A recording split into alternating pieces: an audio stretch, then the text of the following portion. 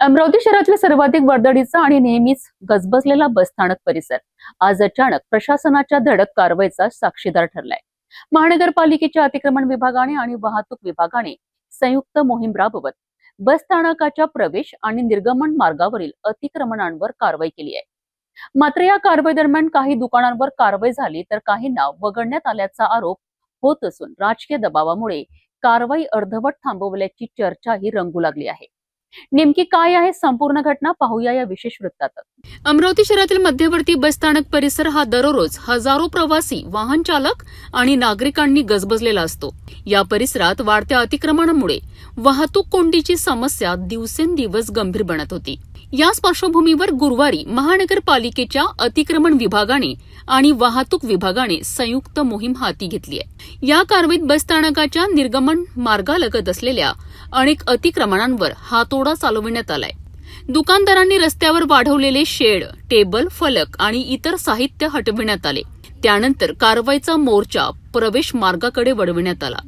मात्र निर्गमन मार्गालगत काही दुकानांवर कारवाई झाली तर काही अतिक्रमणे कायम राहिल्याचे चित्र दिसून आलेत। त्यामुळे कारवाईत भेदभाव झाल्याचा आरोप स्थानिक नागरिक आणि व्यापाऱ्यांकडून करण्यात आलाय। याबाबत उपस्थित कर्मचाऱ्यांना विचारणा करण्यात आली असता राजकीय दबावामुळे कारवाई पुढे नेण्यात अडचणी येत असल्याचे सांगितल्याचा दावा काही नागरिकांनी केला आहे। यानंतर प्रशासनाने सायन्स स्क्वेअर मैदानासमोरील दोन्ही बाजूंना असलेल्या अतिक्रमणांवर मोहीम राबवली।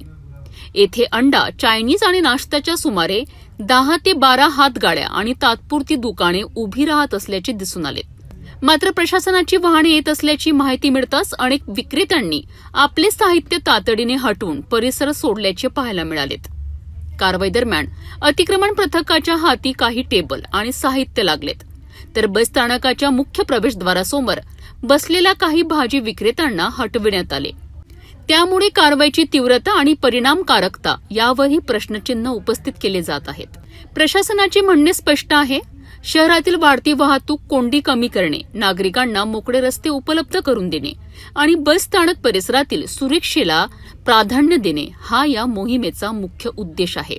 वाहतूक सुरळीत ठेवण्याकरिता अतिक्रमण हटवण्याची मोहीम आवश्यक असली तरी ती कोणताही भेदभाव न करता आणि सर्वांवर समान निकष लावून राबवण्याची अपेक्षा नागरिक व्यक्त करीत आहेत।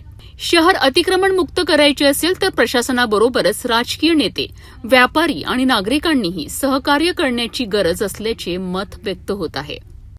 अमरावतीच्या सर्वाधिक व्यस्त बसस्थानक परिसरातील ही कारवाई वाहतूक व्यवस्थेकरिता महत्वाची मानली जात असली तरी कारवाईतील कथित भेदभाव आणि राजकीय दबावाच्या चर्चेमुळे अनेक प्रश्न उपस्थित झाले आहेत। प्रशासन पुढील काळात संपूर्ण परिसर अतिक्रमण मुक्त करण्याकरिता सातत्याने मोहीम राबवते का आणि सर्वांवर समान कारवाई होते का याकडे आता शहरवासियांचे लक्ष लागले आहे।